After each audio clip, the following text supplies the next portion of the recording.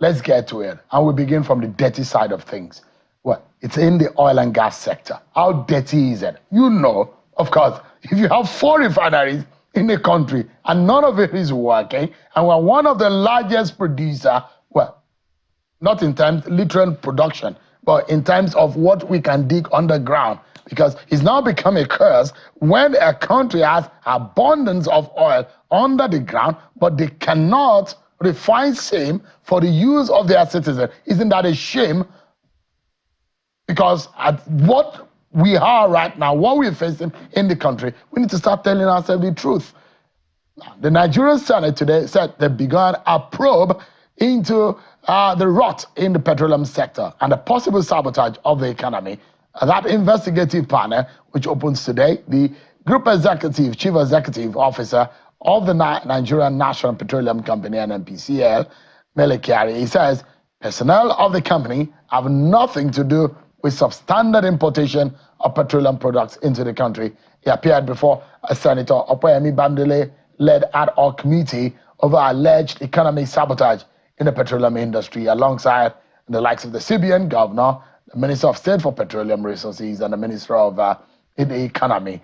And he has says that the NNPCL has faced undue media attacks from persons doing everything to create the impression that the NNPCL is sabotaging the nation's economy. Let me start by allowing you to listen to the NNPCL Group CEO. And I assure you, Mr. Chairman, the NNPC Limited and our board of directors and our shareholders are faithful, loyal to this country. We do not lie to this country. And we do nothing to sabotage the economic interests of this country. As a matter of fact, NNPC is the economic interest of this country. And we understand this very, very perfectly. Just also by the provisions of the law, and also, and I can share this with you, for me and my colleagues in the NNPC, even by conviction of faith, Mr. Chairman, we will do nothing. We believe there is eternal accountability, Mr. Chairman. Even if you don't unravel what is happening, we know that God knows. And that God will hold us accountable. And we're after no one. We are persecuting nobody. We are not criminals. We are not thieves. We are serving our country, and we believe very, very strongly that we're faithful, loyal to this country. The outlook for oil prices for the rest of this year and beyond is positive, is strong. We expect the price of oil to stay relatively high, and so we must seize this opportunity. Amongst other things, we must seize this opportunity to maximize the whole oil and gas sector value chain. And that's why we are here to discuss what it will take to get us really moving and maximizing. All right. You've heard the NNPCL Group CEO and the Minister of the Economy, Mr. Wale Edun. Now, let me allow you to listen to the leader of the Senate and the chair of that committee, the ad hoc committee, Senator Yemi Bamdele. Take a listen to him. Every stakeholder invited here plays significant statutory role and collaborates to provide comprehensive oversight, regulatory compliance, security, and policy direction to address and mitigate any act of economic sabotage in the Nigerian petroleum industry. Our mission is never to witch hunt any individual, corporate entity, or government agency, but to unravel the root causes of fundamental challenges within the petroleum industry and devise a legislative framework to discourage the activities of some rogue actors in the industry. All right, you heard them. Let's now bring some sense of it. There are those who will say, is there anything that we have not heard about these corruption in the oil and gas sector? NAITI, as an institution, will come forward to say, these are the issues.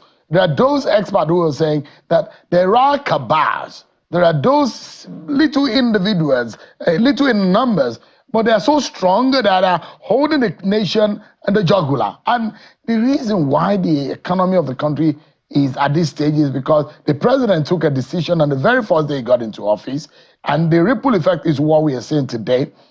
If those few people who are holding us back are not the reason for this problem, then we need to start rethinking our problem.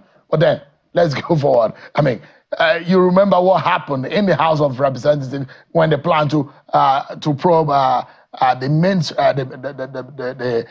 downstream and the mainstream sector of the oil and gas sector. The House leadership has since resolved that because there are controversies, allegations of $1.2 million exchanging hands. If we were probing corruption in the NNPCL, but allegations of corruption is also already trailing and controversy back and forth. But let's focus on the Senate today. Professor Yemi, he's a senior advocate of Nigeria designate, and he's an expert in energy law. He joins us virtually from Lagos. He joins us now live on the program. Thanks so much, Prof, for joining us tonight. Thank you for having me, Shield. I'm happy to be here. Thank you so much. It looks like a deja vu to you, isn't it? When you hear probing of the oil and gas sector. But do you think anything different will come out of this, Prof? Shield, I'm not as optimistic, and that's speaking the truth. I'm not as optimistic that something will come out of it. I will be pleasantly surprised because of the personality who is sharing that panel. Talking of Senator Kwame Bamidele, is a known person, is an activist, tested, proven kind of, well, I don't think he should change who he is. So we have an activist in the House to probe, and we expect serious problem. By nature, and we should get it right fundamentally, by nature, the petroleum sector has always been needlessly convoluted by operation, by structure, by management, by its politics. Even the OPEC itself is called a cartel. So that brings me to the origin or the trend before getting to where we are. We all saw and knew how petroleum industry bill took almost 15, 20 years before it could see the light of day. The first series of templates, series of versions of the petroleum industry bill before we eventually had a petroleum industry act in its imperfect state. We've been having all kinds of probes, subsidy regime, scandal, crude oil theft, bunkering, illegal refineries, until recent, what I call Aliko Dangote whistleblowing. You alluded to the incident of the House of Reps, and then with another a major player. Nigerians are not interested in the inquiry, in the probing. Nigerians are interested in the outcome of the probing and getting us to do things differently in the petroleum sector. It's a sector that is central to the nerves of Nigeria, particularly our survival as a country. We should get it right. Ordinarily, you don't expect the president to be the minister of petroleum. But because of the nature of the sector, successive government had placed the head of state or the president as the minister for petroleum resources. That is an integrity issue. That is a governance issue. Does it mean we can't see that sector off to a substantive minister, away or aside from the president? Of course, the structure that we had before was one that made NNPC Limited then needlessly conflicted. NNPC, old NNPC defunct, was a regulator, was a sector regulator. The old NNPC was also industry player. Now, with the petroleum industry had attempts have been made justifiably to do things differently. And we expected that there would be kind of resistance. We are seeing the resistance now because at the level of NUPRC, Nigerian Upstream Petroleum Regulatory Commission, the Senate is in charge. The law, the Act, gives Senate of the Federal Republic of Nigeria extensive powers, oversight. Ditto for NPRA, Nigerian Midstream and Downstream Petroleum Regulatory Authority. Senate has a major say because they approve the appointment, the nomination of those who are to regulate. Now, the Senate is stepping forward in line with its constitutional duties and mandate to ask relevant questions as to what has been happening in that crucial sector. And Nigerians are expectant, they want results, not just, this shouldn't be one of those usual probes because of what is at stake. Prof, let me quickly ask you. So there are questions raised. We have 4 refineries. The Warri Refinery, the Port Harcourt Refinery, the Kaduna Refinery, and all of these refineries that we have, the youngest of the refineries is older than 20 years. But they are concerned about the fact that Nigeria is paying those who work in these refineries.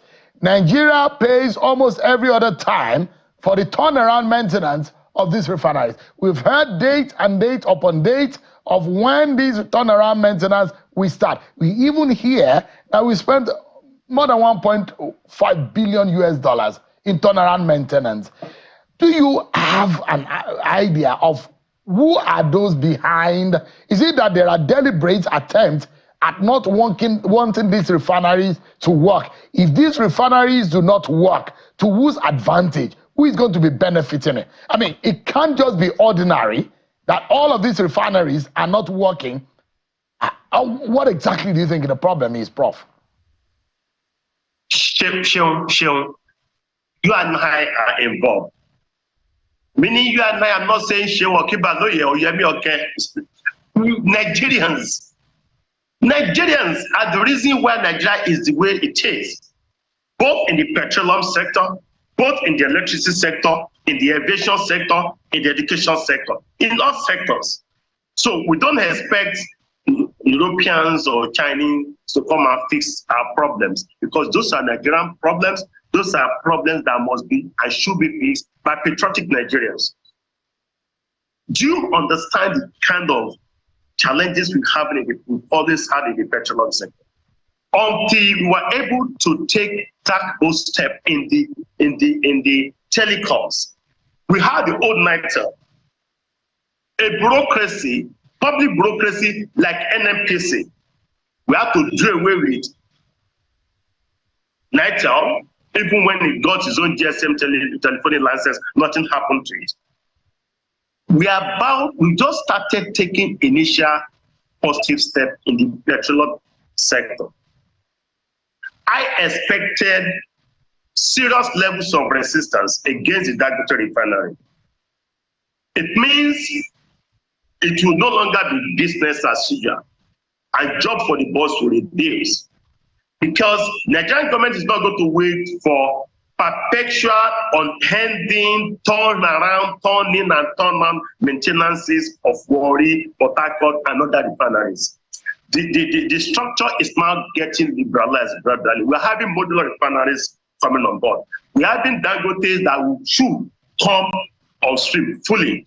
We're having BUA, which is going to come on stream subsequently. The sector will be freed up for decent levels of competitiveness. Then we're going to have accurate picture. We're going to be able to have a bit of mathematical accuracy in the consumption pattern and consumption trend of Nigerians vis-a-vis petroleum products. Talking about petroleum, talking about diesel and aviation fuel. What we have currently, I'm sorry, a bundle of fraud. the petroleum sector has never been fully transparent. Yeah, since 2022, Prof. So the governance structure will struggle to get things strong for it. The then Minister of State for Petroleum said in 2022 that the refinery in Port Harcourt will be ready by December of that year. Sometimes this year, the NNPCL Group CEO, Melekiari, was quoted to have said the Port Harcourt refinery will be ready by April of this year. Of last year, in 2023. We are now in 2024. It will be ready, it will be ready, it will be ready. And these are one of the issues raised today on the floor, at the floor of the ad committee investigative hearing, that I haven't spent $1.5 billion US to repair a refinery. And there are those who will tell you that you can actually build a new refinery with that same amount. Yeah, there are those who have debated it. And the fact remains that spending all that kind of amount, and yet we keep having a postponement of the day of this. Shouldn't we be having someone to name and shame and hold accountable? Shouldn't someone be spending some time behind bars because of this, Prof? Chicho, let me tease your brain. I belong to a forum. When we are tired of arguing things, we will say, I don't want to quote the originator of that phrase. We say, Nigerians and Nigeria, we will be ready when we are ready. Ditto for the petroleum sector. Ditto for the refineries. Ditto for Dangote refineries. Ditto for modular refineries that are going to come on stream. Ditto for Boa that's about to come on stream. For all this, we will be ready as a country when we are ready. When we are ready to take the bulls by the horns, when we are ready to be patriotic, when we are ready to fix Nigeria, when we are ready and tired of the challenges that we are facing as Nigerians. Because I don't expect anybody to come and solve our problems ourselves. We have enough brains here. We have enough patriotic hands here. We have those who are knowledgeable about the sector here, but some people are afraid of taking the right steps. They are afraid of stepping on toes. This is a time when you need to step not only on toes, you need to step on stomachs of some people to get this country working. And particularly in toes, because Nigeria must work under the current and must begin to work under the Tinubu administration. We can't wait. Nigeria is a country in a hurry for development. We're not getting it right in the petroleum sector. We're not getting it right in the electricity sector. And this is a sector that I'm extremely passionate about. Documented. We're not saying anything new. There's nothing we're trying to do. There's not been said, documented in books and articles 15 to 20 years ago, including now that we're about having state regimes of state regulatory regime in the power sector. Something that ought to have happened since about 20 years ago. From the Lagos Surround thing and subsequent activities, research activities and data we put out there. We will be ready when we are ready as a country. I think we're about to get ready now and we should keep going. Right now, let's holding people accountable. And taking the bull by the horn, right? We have the Minister of Petroleum, who is the president, and one we wonder why the appetite of presidents wanting to become the Minister of Petroleum, and this has happened over the past administration. But let's hold President Tinubu accountable because he's the Minister of Petroleum.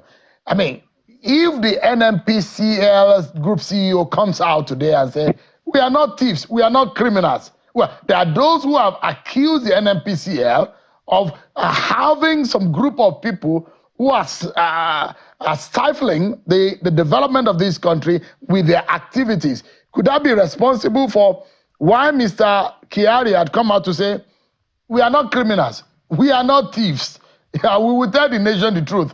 That means that as soon as anybody comes out to say, I'm not lying, for you to start on the defense line as that means something is fishy, isn't it? What do you know? What can you tell us about the NPCL as it is presently constituted? Why are people asking for the heads of those who are running that company? Do we need to rejig it? Do we need to somewhat dissolve it and make it work better, or what do we need to make it work? Because it's at the center of our progress economically. Sure. Let me tease your brain again. Well, I'm not going to do an advocacy for Mr. President because he said we should not pity him, but the fact remains, as rightly said, is the Minister for Petroleum Resources.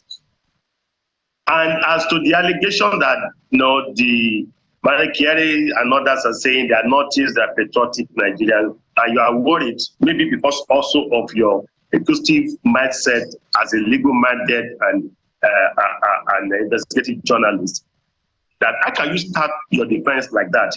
And in Yoruba, there is an adage that says, oh, we are saying who entered the kitchen, and we are saying I didn't steal from the meat. I didn't steal meat from the pot. They said, Talo wa kitchen. That wasn't the question asked. And that would further raise curiosity. Just as rightly, we are suspicious of the response, pattern of the response. We're saying here, there are questions left unanswered. It's documented. Maybe you need to start playing those videos. When they said the NNPC Port Harcourt was it Warri or Port Harcourt now, was ready or will be ready. And I said in another studio that, hey, we will not even be ready in 2 years after that statement. And I'm still saying it. We will not, the refinery, the turnaround refinery of Port Harcourt and Warri will not be ready until minimum of 2 years after the declaration of intent. The initial declaration that says they will be ready or they were ready. It will still not be ready 2 years. Go and calculate it. Just as we predict the number of... Why did you say so? Are you cursing it? No, but... that's heart-wrenching. Quote me, Sean, quote me. Go and look at the date the declaration was made that the refineries were ready. Go back to those dates and quote me. The actual readiness of those refineries will be almost, if not more than 2 years after those declarations were made. So we're Nigerians, and nobody can claim to love this country more than us. Yeah, Prof, where do we go from here? If you are the, I know you're a professor, but if you are the Minister of Petroleum, what would you do? How do we move forward? Put on here the date the declaration was made that the refineries were fully ready. Start counting down. Then 2 years after, perhaps we'll be ready. Where do we go there from are here? Things you can't Where do we go from here, Prof? How do we nip this in the bud? I will know enough to not to say certain things. The refineries will not be ready until 2 years after they were initially declared to be ready. Prof, so we have gotten to the point that we cannot keep anything without saying it. We are all stark naked as a people in the market square, in the face of the world. We are out of 6 Africans or black people that you see, at least 4 of them are Nigerians. That's how populated we are. We are so influential, we are so intelligent, we are so brilliant. And why are we so much backward in such a way that it does look like we can't deal with our destiny by ourselves? Let me give you certain scenarios. There are dangerous, desperate players at different levels of the petroleum sector. There are those whose interest is in sustenance of importation of diesel. So any attempt to free up the market for diesel will be a challenge to them. There are those whose interest is in the importation of refined petroleum products because they take crude away. And the mathematics of the crude they take away will always, for refine to refine, the mathematics of the crude they lead from Nigeria for purpose of refining for domestic consumption will never tally. The mathematics will always conflict. It does look like we are in a hot mess. I think we'll play more in this country. But I'm sure that there will be a way forward for us. But thank you so much, Professor Yemi, who is a senior advocate of Nigeria. Haven't we been doing that all along? We will keep advocating, we will keep talking. And we will name and shame. Whoever that is behind the woes of this country, they will not succeed. Yes, we need to come together as a people and move our country forward. We've been backward for far too long. I mean, my parents told me about the backwardness of this country. I'm telling my own children about the backwardness of this country. We must get out of that chain. It's enough, is enough, is enough. Thank you so much, Prof, for talking to us tonight. We'll take a break. Thanks for having me. And when we return, Professor Ibrahim Jibring, who is a governance and democracy advocate and a scholar, will join me to talk about the article, Nigeria at a Crossroad, put together by eminent Nigerians. They've dissected Nigeria's problem and their proffering solutions. We'll be hearing all of that tonight. We need to move forward, don't we?